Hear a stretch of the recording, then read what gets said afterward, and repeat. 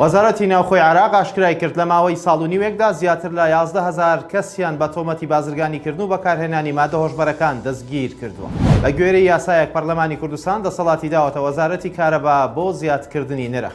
ویلایەتە یەکگرتووەکانی ئەمریکا دەیەوێت لووتکەیەکی جیهانی بۆ بەرەنگاربوونەوەی ڤایرۆسی کۆرۆنا بەڕێوە بچێت. سڵاوتان لەبێت تۆم کاتتان باش، گرنگترین هەواڵەکانی ئەمڕۆتان پێشکەش دەکەم. پەرلەمانی کوردستان بە گوێرەی یاسایەکە ئەم ساڵدەری کردووە دەسەڵاتی داوەتە وەزارەتی کارەبا بۆ زیادکردنی نرخ و دانانی پرۆژەی پێوەری زیرەک. پەرلەمانی کوردستان لە یاسای ژمارە 6 ئەم ساڵیدا کۆمەڵێک دەسەڵاتی داوەتە وەزارەتی کارەبا بۆ زیادکردنی نرخ و هەمانگی لەگەڵ کەرتی تایبەت و دانانی پرۆژەی پێوەری زیرەک کە لە ڕابردوودا بەشێکی پەرلەمانتاران زۆرترین رەخنەیان لەو بارەیەوە هەبووە. بەپێی یاسای وەزارەتی کارەبا کە ژمارە 6 ساڵی 2021 و لە کۆتایی مانگی ڕابردوو لە ڕۆژنامەی وەقایعی کوردستان بڵاوکرایەوە بە فەرمی خرایە بواری جێبەجێکردنەوە. پەرلەمانی کوردستان دەسەڵاتی داوەتە وەزارەتی کارەبای هەرێم بۆ زیادکردنی نرخ و بەرزکردنەوەی بۆ ئەنجومەنی وەزیران بۆ پەسەندکردنی. هەر بەپێی ناوەڕۆکی یاساکە پرۆژەی پێوەری زیرەک لە یاساکەدا جێگەی کراوەتەوە لەمە دووە چوارچێوەیەکی یاسایی دەبێت و تێکەڵاوکردنی کەرتی تایبەت لە بەڕێوەبردننی کارەبادا بڕگەیەکی تری یاساکەیە کە هاوڵاتیان زۆرترین رەخنە و تێبینیان لەو بارەیەوە هەبووە.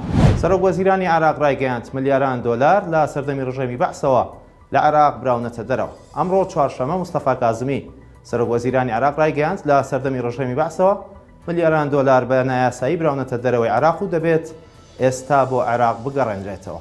بە وتەی کازمی کاتێک کۆمەلگا دەچێتە شەڕی تایفیەوە گەندەڵی بە قورسی دەکەوێت. باسی لەوەش کردووە لە ماوەی 1 ساڵدا توانیویانە گەندەڵی 17 ساڵی ڕابردوو ئاشکرا بکەن. پەیامەکەی کازمی لە کاتێکدایە ئەمڕۆ چوارشەمە لە بەغدا چالاکیەکانی کۆنگرەی نێودەوڵەتی گەڕانەوەی پارە بە تەڵامراوەکانی عێراق بەڕێوە دەچێت کە ماوەی 2 ڕۆژ دەخایەنێت.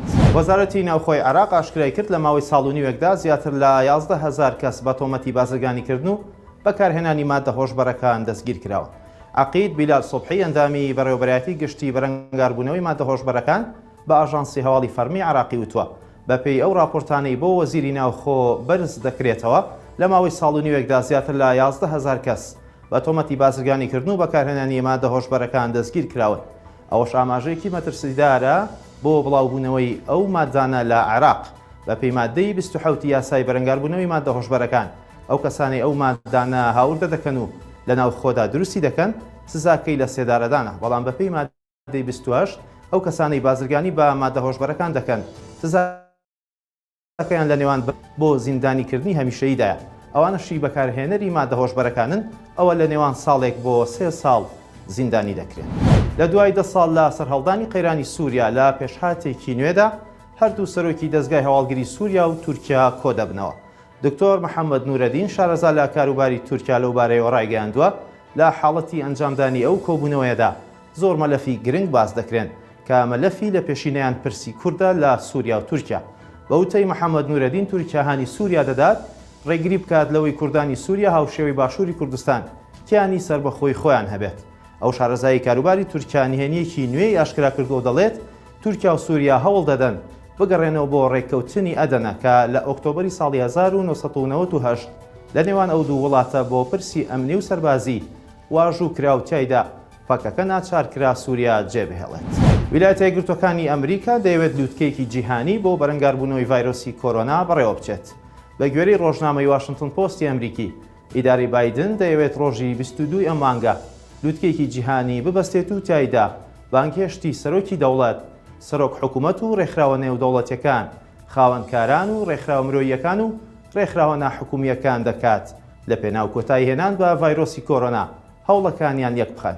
لە ماوەی ڕابردووشدا دەستگاکانی ڕاگەیاندنی ئەمریکا بڵاویان کردوتەوە کە جۆ بایدنی سەرۆکی ئەو وڵاتە خواستی هەیە لووتکەیەکی جیهانی بۆ بەرەنگاربوونەوەی ڤایرۆسی کۆرۆنا لە نزیکترین کاتدا ڕێک بخات. باز لەوەش کراوە بەزەندە دەکرێت لووتکەکە لە ڕێگای ڤیدیۆ کۆنفرانسەوە بەڕێوە بچێت. لە ڕووی ژمارەی توشبوانەوە ئەمریکا لەسەر ئاستی تەواوی جیهان پلەی یەکەمی گرت و زیاتر لە 41 ملیۆن توشبووی تۆمار کردووە. نزیکەی 671,000 کەسیش لەو وڵاتە بە کۆرۆنا یانیان لەدەستداوە. خواتان لەگەڵ.